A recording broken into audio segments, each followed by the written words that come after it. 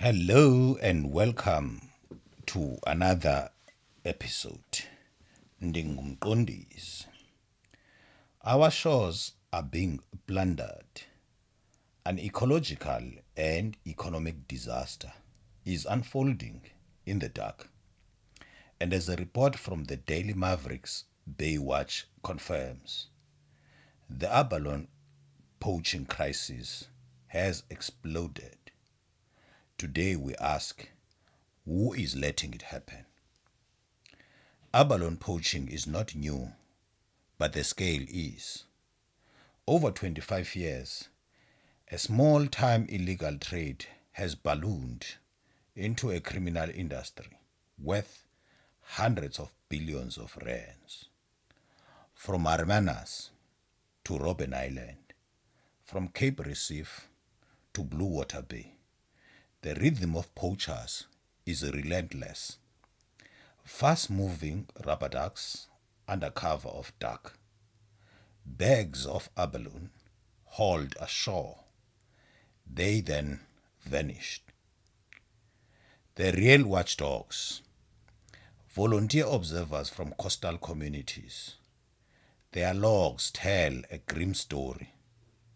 Multiple landings a week, sometimes several, in a single night. They call the authorities. Most times, no one comes. If somebody does, it's already too late. One volunteer put community sentiment bluntly. We are punished for following the rules, while criminals thrive. Between year 2000 and 2016, an estimated 37,000 tons of wet abalone was illegally harvested and exported to the Far East, with a conservative value of 44.4 billion lost to the nation. The illegal harvest peaked at 5,000 tons in 2018, a haul worth 6 billion in a single year. Even by 2022, it remained at 2,400 tons, valued at estimated nearly 2.9 billion. This is more than 50 times greater than what is legally allowed to be harvested. This is not optimistic crime. It is industrial scale blunder. If this sounds like enforcement failure, that's because it is. Let's look at what we have lost.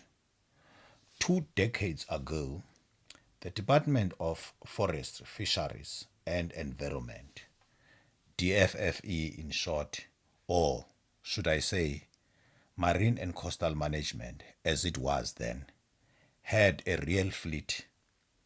A high-speed patrol vessel, the Florence Mkhize, multiple rubber ducks, 4 large patrol vessels, over 250 officers supplemented by contracted external agencies. Today, the Florence Mkhize is gone. The rubber ducks are grounded.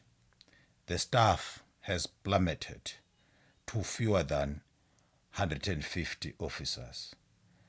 Contracts with conservation agencies has lapsed a decade ago. A few remaining patrol vessels often sit idle due to underfunding. Since 2005, leadership has been marked by paralysis. Critical posts left vacant for over a decade. The results, morale has collapsed and talented professionals feel unappreciated with no prospect of growth. Meanwhile, the leadership keep recycling the same anti-poaching plans, the same PowerPoint presentation, the same failure year after year. As wild stock collapsed, the private sector stepped in to help.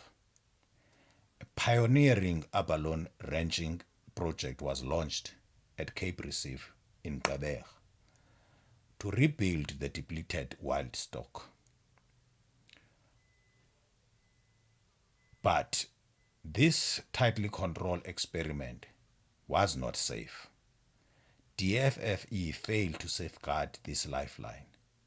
Hence, the manager of a major aquaculture facility in Hermanus said he would not engage in ranching because the government cannot protect the stock. He feared it would attract more poachers instead.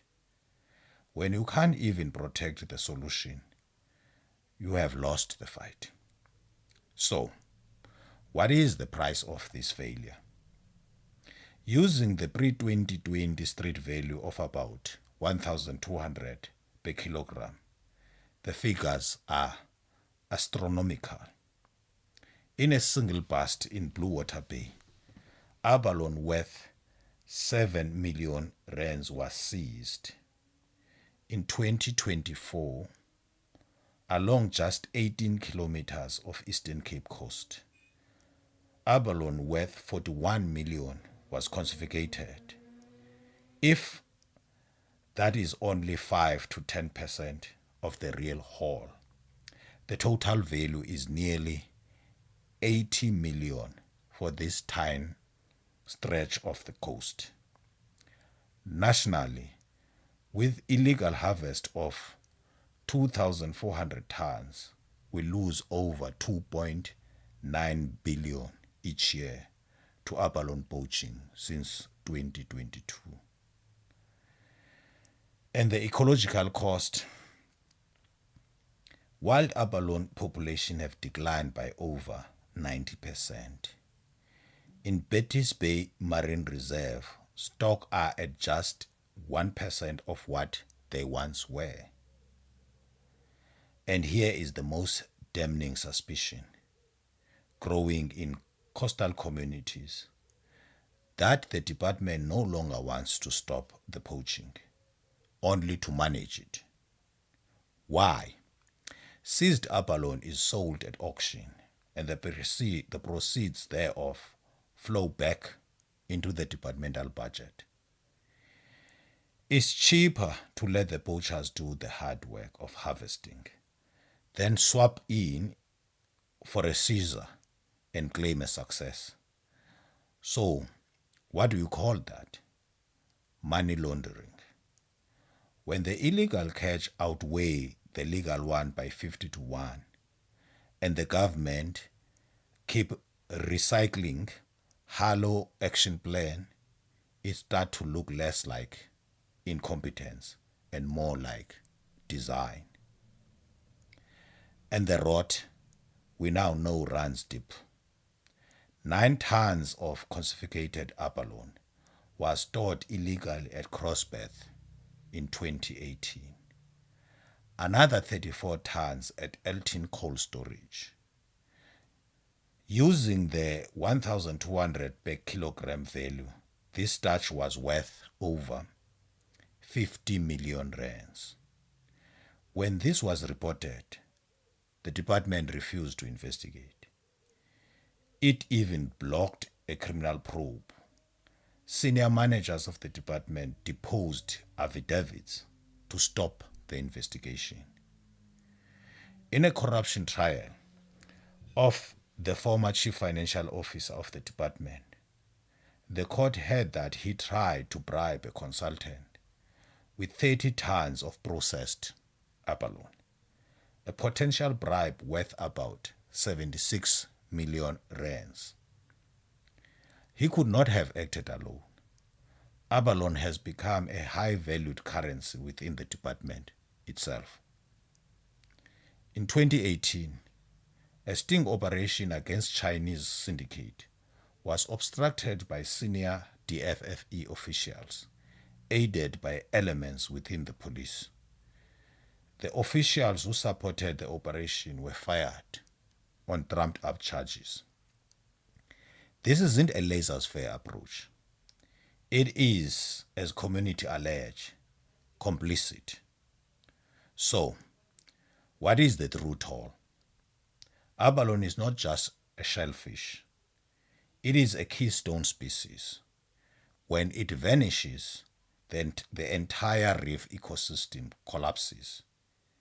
Kelp forests die. Biodiversity plummets. For legal divers, the impact is personal.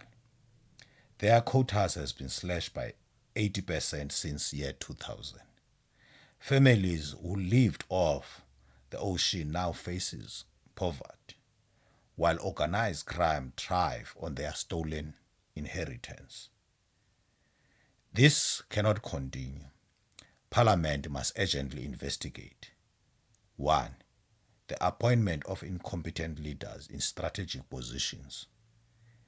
The illegal storage of 9 and 34 tons of abalone. The attempted bribery by the former chief financial officer involving abalone worth tens of millions of rands. This is not isolated incidents. They are symptoms of a corrupted system. This crisis is visible to anyone who cared to look. The empty shells littering the beaches of Gqeberha, the stripped reef of Houston and Betty's Bay, the roar of unseen boats in the Table Mountain mist. This is more than an environmental crime. It is a mirror reflecting our compromised leadership and our lost integrity. If this continues, abalone will go the way of the rhino horn, a ghost in our waters, a looted inheritance, stolen in plain sight. This has been the Civil Interest Sentinel, Ndingumqondisi, reflecting on the voices of coastal observers and the urgent need to rebuild a state that protects what belongs to all of us.